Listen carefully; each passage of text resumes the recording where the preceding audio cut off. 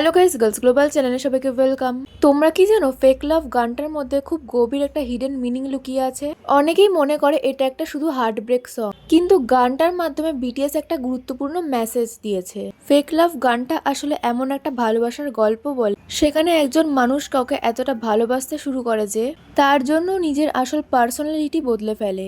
অনেক সময় আমরা রিলেশনশিপে থাকলে অন্য মানুষটাকে খুশি রাখার জন্য আমরা নিজের ফিলিংস লুকিয়ে রাখি। আমরা এমন ভান করি যেন আমরা সবসময় হ্যাপি, যদিও ভিতরে ভিতরে আমরা কষ্ট পাচ্ছি।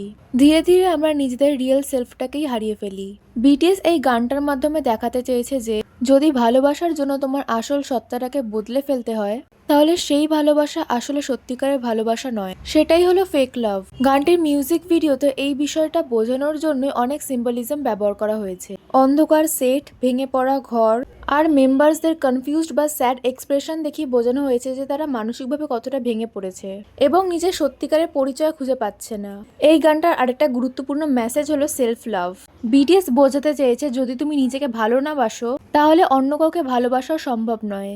তাই ফেক লাভ গানটা শুধু একটা স্যাড লাভ সং নয়, এই গানটা আমাদের শেখায় যে রিলেশনশিপে নিজের আসল পরিচয় হারিয়ে ফেলা উচিত নয়। সত্যিকারের ভালোবাসা তখনই সম্ভব যখন আমরা নিজেকে ভালোবাসতে শিখি। তো তোমাদের এই বিষয়ে কি মতামত? আজকে ভিডিওটা এই পর্যন্তই। ভালো লাগলে একটি লাইক এবং চ্যানেলটি সাবস্ক্রাইব করে দিও। Thank you.